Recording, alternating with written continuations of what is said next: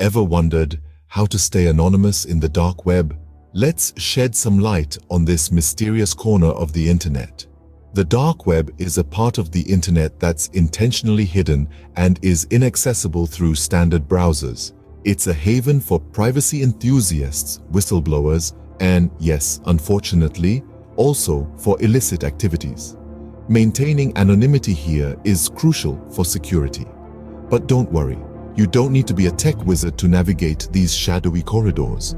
It's not just for the tech-savvy, anyone can learn these techniques. The first step towards anonymity is understanding VPNs and Tor.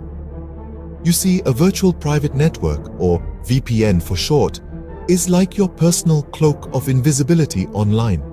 It masks your IP address, which is essentially your online identity, making it seem as if you're browsing from somewhere else entirely. It's like having an internet alter ego, if you will. But if you really want to go incognito, you'll need to dive into the Tor network. Think of Tor as a maze.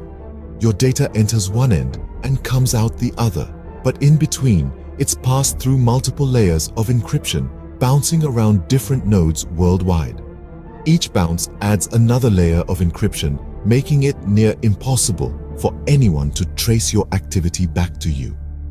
It's like being the ultimate cyber ninja, and that's the essence of it. Masking your IP with a VPN and adding layers of encryption with Tor. Remember, it's about adding layers of security to your online presence. Now that you're connected securely, let's focus on anonymous browsing.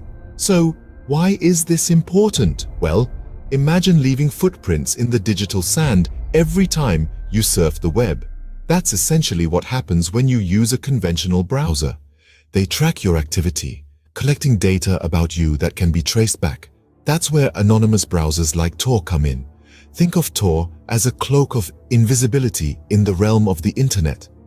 It hides your identity by bouncing your connection through several servers around the world, making it difficult for anyone to track your online activity. But that's only half the battle. You also need a search engine that respects your privacy. DuckDuckGo, for example, is a search engine that doesn't track your searches or sell your data. It's like having a private detective who forgets everything once the case is closed. Your browser choice can be the difference between staying hidden and leaving digital footprints. Communication is key, but it doesn't have to compromise your anonymity. In the realm of secure and private communication, certain email and messaging services have stood out as champions of privacy. ProtonMail, for instance, uses end-to-end encryption, ensuring that only you and your recipient can read your conversations. Their servers in Switzerland also give you the benefit of strict Swiss privacy laws. On the other hand, Signal, an encrypted messaging app, takes privacy a step further. It not only encrypts your messages, but also your calls. And the beauty of Signal is that it works just like your regular messaging app, but with an added layer of security. Remember, using these services doesn't mean you're invincible.